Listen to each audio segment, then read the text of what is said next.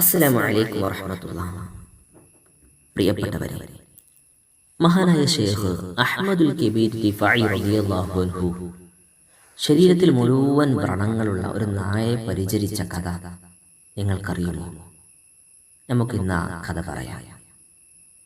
മഹാനായ അഹ്മദുൽ കബീർ റിഫാഇ റളിയല്ലാഹു അൻഹുവിൻ്റെ നാട്ടിൽ കുഷ്ഠരോഗിയായ, ശരീരത്തിൻ്റെ എല്ലാ ഭാഗങ്ങളിലും വലിയ വ്രണങ്ങളുള്ള, ആ വ്രണങ്ങളിൽ മുഴുവൻ പുഴുക്കളരിക്കുന്ന, ആളുകൾ കണ്ടാൽ തന്നെ അറപ്പ് തോന്നുന്ന ഒരു നായയുണ്ടായിരുന്നു.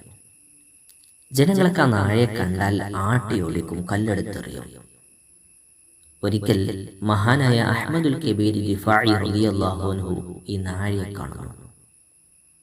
ജനങ്ങൾ ഇതിനെ കല്ലെടുത്തെറിയുന്നതാണ് കാണുന്നത്. മഹാനവറുകൾ ആ നായയെയും കൊണ്ട് വിജനമായ ഒരു സ്ഥലത്തേക്ക് പോയി, ആളുകളില്ലാത്ത ഒരു സ്ഥലത്തേക്ക്. അവിടെ ചെറിയ ഒരു തമ്പടിച്ചു. ആ തമ്പിൽ അതിനെ പാർപ്പിച്ചു. ആ ഒരു കൂടാരത്തിൽ ആ നായയെ 40 ദിവസം പാർപ്പിച്ചുകൊണ്ട് ശുശ്രൂഷ ചെയ്തു കൊടുക്കും. എല്ലാ ദിവസവും വന്ന് ശുശ്രൂഷകളൊക്കെ ചെയ്ത് അതിൻ്റെ ശരീരത്തിലുള്ള പുഴുക്കളെയൊക്കെ തട്ടിമാറ്റി കഴുകി വൃത്തിയാക്കി മരുന്ന് വെച്ച് കെട്ടിക്കൊടുക്കും. 40 ദിവസം. രോഗം മാറി, നായയുടെ രോഗം മാറിയപ്പോൾ കുളിപ്പിച്ച് നാട്ടിലേക്ക് കൊണ്ടുവന്നു.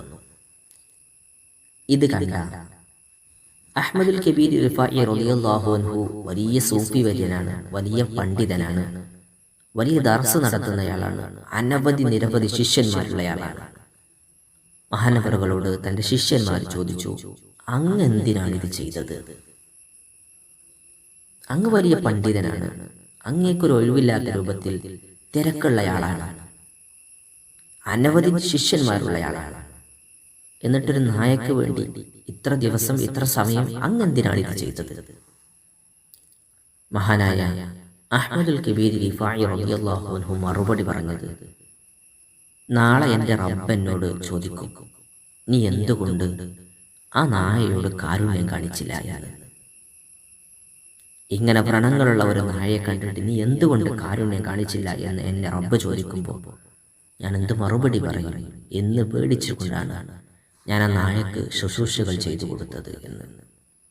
പ്രിയപ്പെട്ടവരെ, ഒരുപാട് പാഠങ്ങൾ ഈ ചരിത്രത്തിലുണ്ട്. തൻ്റെ സഹജീവികളോട് കാരുണ്യം കാണിക്കുക എന്നതിൻ്റെ പ്രാധാന്യം എത്രയാണ് എന്ന് ഓരോരുത്തർക്കും ഇതിൽ നിന്ന് ബോധ്യമായിട്ടുണ്ടാകും.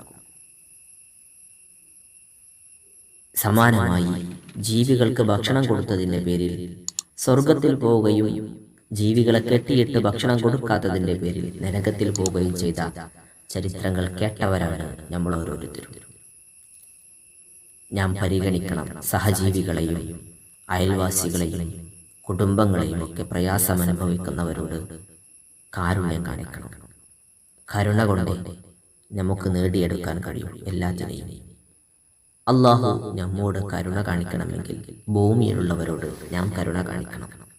നമുക്ക് കരുണ കാണിക്കാം നമ്മുടെ സഹജീവികളോട്. അള്ളാഹു നമുക്ക് കരുണയുള്ളവരിൽ ഉൾപ്പെടുത്തുകയും അള്ളാഹുവിൻ്റെ കാരുണ്യം ലഭിക്കുന്നവരിൽ ഉൾപ്പെടുത്തുകയും ചെയ്യട്ടെ. അസ്സലാമു അലൈക്കും വറഹ്മത്തുള്ളാഹി.